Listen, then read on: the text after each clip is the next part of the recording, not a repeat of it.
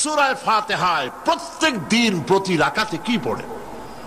প্রতিদিন প্রতি রাকাতে এই কথাই আমরা বলি, ইয়াকা না'বুদু ওয়া ইয়াকা নাস্তাঈন। পড়েন সবাই আমার সাথে, ইয়াকা না'বুদু ওয়া ইয়াকা নাস্তাঈন। হে আল্লাহ, আমি একমাত্র তোমারই কাছে সাহায্য কামনা করি, আমি তোমার ইবাদত করি, তোমারই গোলামি করি, তোমারই কাছে সাহায্য যাচিয়া করি, আর কারো কাছে সাহায্য চাই না, আর কারো গোলামি করি না। মানুষের অবস্থা তো সবসময় একরকম থাকে না, অর্থনৈতিক বিপর্যয় হইতে পারে, টাকা পয়সা নাও থাকতে পারে, অশান্তি থাকতে পারে। আল্লাহ পাক তার নবীকে কি বলেছেন দেখেন, ফাইদা ফারাগতা ফানসাব ওয়া ইলা রাব্বিকা ফারগাব। আল্লাহ পাক বলেন, যখন তুমি খালি হাত হয়ে যাবে, দাঁড়িয়ে যাবে, আর আল্লাহ পাকের কাছে মিনতি জানাবে। সুবহানাল্লাহ। খালি হাত হয়ে গেছো, দাঁড়ায় যাও, আল্লাহর কাছে মিনতি করো, আল্লাহর কাছে চাও। বুখারী শরীফে এসেছে, স্যান্ডেলের ফিতা কাছে যদি ছেড়ে, তাহলে আল্লাহর কাছে চাও। কার কাছে চাইবেন? আল্লাহর কাছে চান। আমাদেরকে এই দৃষ্টান্ত নবীরা দেখায় দিয়েছেন, পয়গম্বরেরা আল্লাহর কাছে চেয়ে আমাদের দেখাইছেন। হযরতে ইব্রাহিম আলাইহিস সালামকে আগুনের ভিতরে যখন ফেলাবার ব্যবস্থা হয়েছে, তাকে যখন আগুনে ফেলা হচ্ছে, হযরত জিবরাইল বলেন, ইব্রাহিম আমার কাছে সাহায্য চাও, আগুন থেকে বাঁচায় দেব। হযরত ইব্রাহিম ভয় পেয়ে সাহায্য চাইছিলেন। এগুলো শোনার পরেও আমাদের ঈমান মজবুত হয় না। হযরত ইব্রাহিম বললেন, জিবরাইল গো, তোমার কাছে সাহায্য আমি কেন চাইবো? আমি তো এমন কোন অন্ধ খোদার ইবাদত করি না যিনি তার গোলামের দুঃখ না দেখেন। আমি আগুনে পড়ে গেলে আমার আল্লাহ রাব্বুল আলামিন যদি খুশি হন, তাহলে আমার আল্লাহকে খুশি করার জন্য 1000 বার পড়তে রাজি আছি। সাহায্য তো আল্লাহর কাছেই চাইতে হবে। আল্লাহর ইচ্ছা নাই ইব্রাহিম আগুনে পড়ুক, এটা কি আল্লাহর ইচ্ছা ছিল? ইব্রাহিম আলাইহিস সালামও পরিণতি জানেন না, তিনি কি পড়বেন, পুড়বেন না বাঁচবেন জানা ছিল না। পরীক্ষায় তিনি পাশ করলেন। আগুনের ভিতরে যখন ইব্রাহিম আলাইহিস সালাম পড়ে যাচ্ছেন, আল্লাহ রাব্বুল আলামিন আগুনের প্রতি হুকুম দিলেন, ইয়া নারু কুনি বারদাও ওয়া সালামান আলা ইব্রাহিম। আগুন, আমার ইব্রাহিমের জন্য শান্তিদায়ক ঠান্ডা হয়ে যা। বলেন, আর কি ক্ষমতা থাকবে আগুনের? আর জ্বালাবার ক্ষমতা থাকবে? জ্বালাইতে পারছে? পারে নাই। আল্লাহকে বিশ্বাস করুন এইভাবে করে। কোন মাজারে টাকা দিবেন না, পয়সা দিবেন না, আগরবাতি দিবেন না, চান্দা মান্দা দিবেন না। যা চাওয়ার, যা বলার সরাসরি বলবেন। কাকে? কারে বলবেন? আল্লাহ পাক পরিষ্কার করে কোরআনের মধ্যে সব দৃষ্টান্ত দেখাইছেন। হযরতে ইউনূস আলাইহিস সালামকে মাছে যখন গিলে ফেললো, বেরোবার কোনো পথ নাই, কোরআনে কারীম এই কথা দুনিয়াবাসীদের জন্য, মুমিনদের জন্য তুলে দিয়েছেন। ওয়াদান্নুন ইয যাহাবা মুগাদিবান ফাযান্না আল্লান নাকদিরা আলাইহি فنادى في الظلمات أن لا إله إلا أنت سبحانك إني كنت من الظالمين। অন্ধকারের ভেতর থেকে ইউনূস আলাইহিস সালাম চিৎকার মারলেন, ফানাদা ফি যুলুমাত, পানির অন্ধকার, মাছের পেটের অন্ধকার, রাতের অন্ধকার, ত্রিবিধ অন্ধকারের মধ্য দিয়ে ইউনূস আলাইহিস সালাম ডাক দিলেন আল্লাহরে। আল্লাহ শোনে নাই। রব্বুল আলামিন বলেন ফাস্তাজাবনা লাহু ওয়া নাজ্জাইনাহু মিনাল গাম্মি ওয়া কাযালিকা নুজিল মুমিনিন।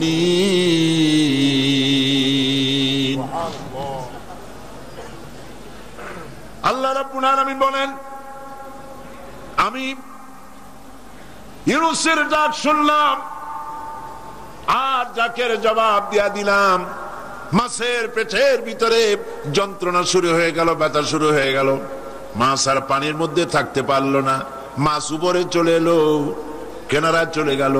মাছ ববি করে ইউনূস আলাইহিস সালাম রে ফেলে দিল কেনারে।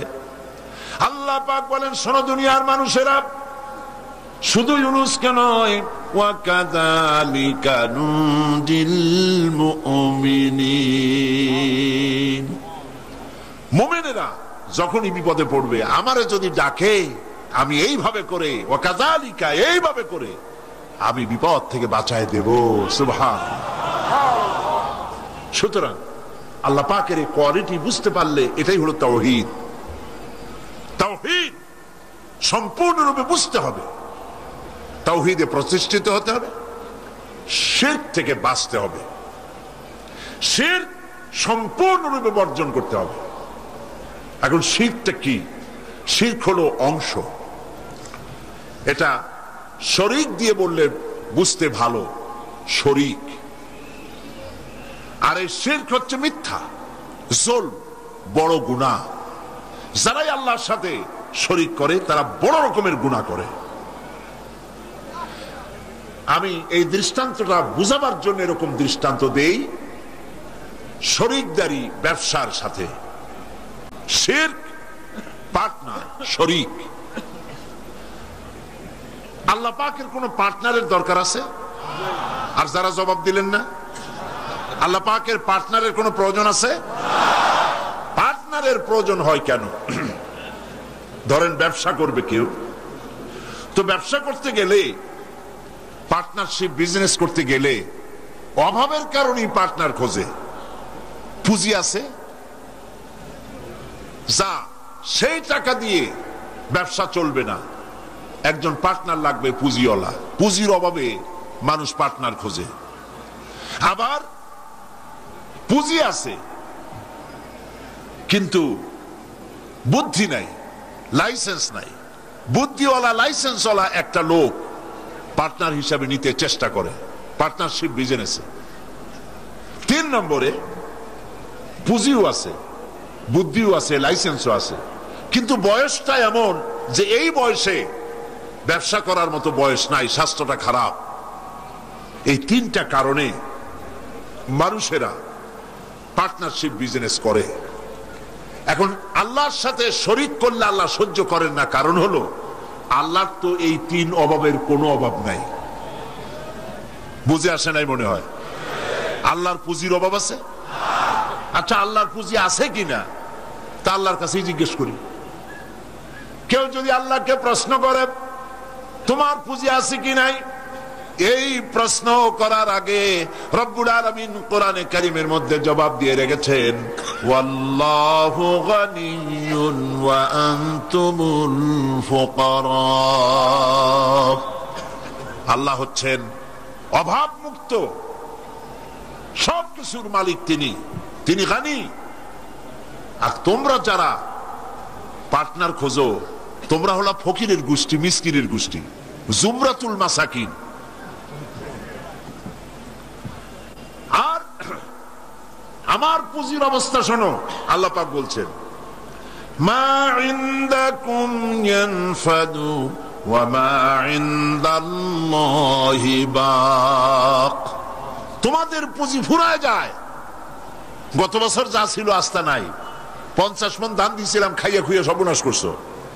ধান নাই, চাউল নাই, যা দেই সব খাইয়া শেষ করো। তোমাদের পুঁজি ফুরায় যায়।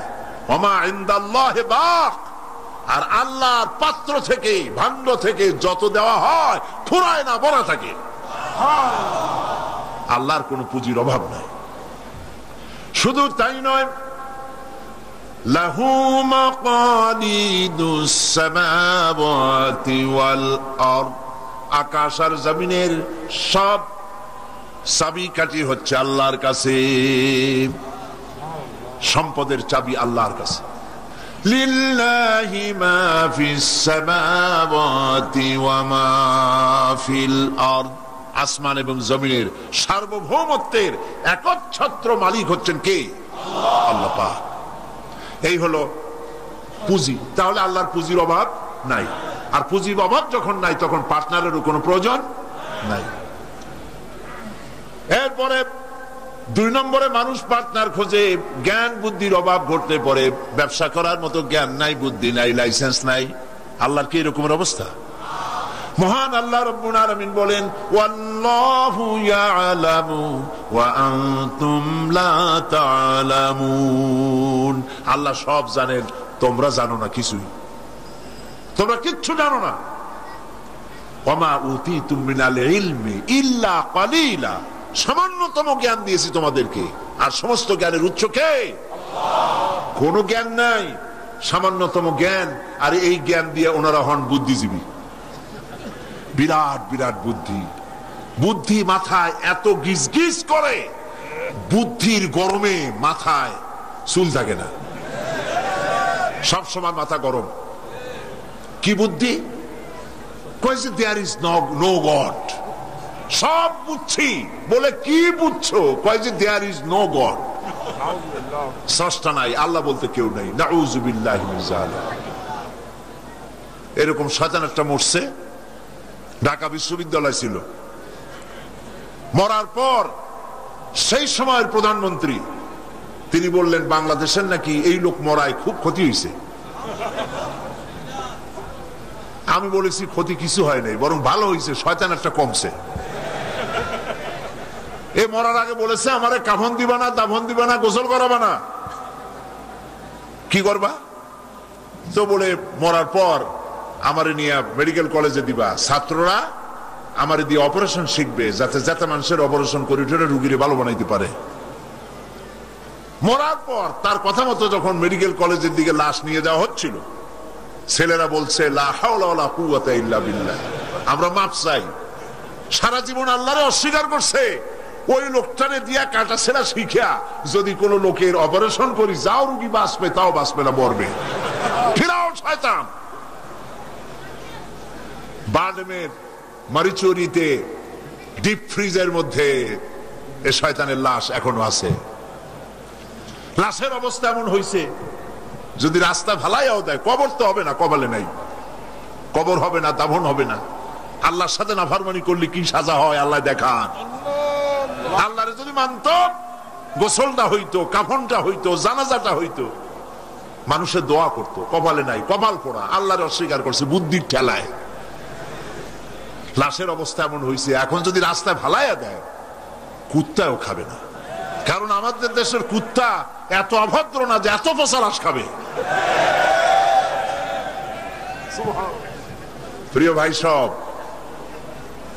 আল্লাহ পাক সব জানেন, তোমরা কিচ্ছু জানো না। হ্যাঁ, তোমরা জানবা যদি কোরআনের কাছে আসতে পারো। আসল বুদ্ধি, আসল জ্ঞান কোরআনের ভিতরেই। সুবহানাল্লাহ। এরপরে তাহলে দেখা গেল 2 নম্বর পুঁজিও আল্লাহর আছে। আছে কিনা? পার্টনার দরকার আছে? পার্টনারের দরকার নেই। 3 নম্বরে শক্তির অভাব, সেজন্য পার্টনার খোঁজে। আল্লাহর শক্তির খুব অভাব নাকি? শক্তি টের পাইছেন কিনা? টের পাইছেন কিনা? বুঝে নিয়েন কি কইতে চাই। আল্লাহ রাব্বুল আলামিনের শক্তি কত প্রচন্ড। আমেরিকার বর্তমান শক্তি দেখেই বুঝতে চেষ্টা করেন না। উপর থেকে ভাষা ভাষা কোনো জ্ঞান নিয়ে হঠাৎ করে কোনো সিদ্ধান্ত নিতে যাবেন না। আমেরিকা এখন যেটা করতেছে, মনে করেন না যে আল্লাহ তারে সব ক্ষমতা দিয়েছে, দুনিয়ার মোড়লগিরি করবে, বাতকবাড়ি করবে।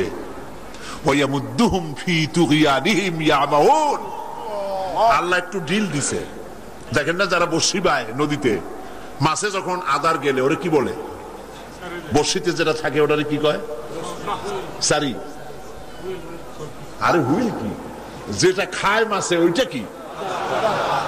আদার অথবা সারি, আপনারা যাতে খুশি হন বলেন। ওইটা হ্যাঁ সেরা, ওইটা মাছে যখন খাইলো তখনই পাকা শিকারি দড়ি ধরে টান দেয় না, ছুটে যাইতে পারে, গেল ভালো করে। এরপরে জম্মের গেলা গেলার পর নারী বুড়িতে বেজায় যায়, তারপরে হুলে ধরে আর টান দিয়ে নিয়ে আসে। যত বড় রাঘব বাল হোক উপরে এসে হা করে পড়ে থাকে।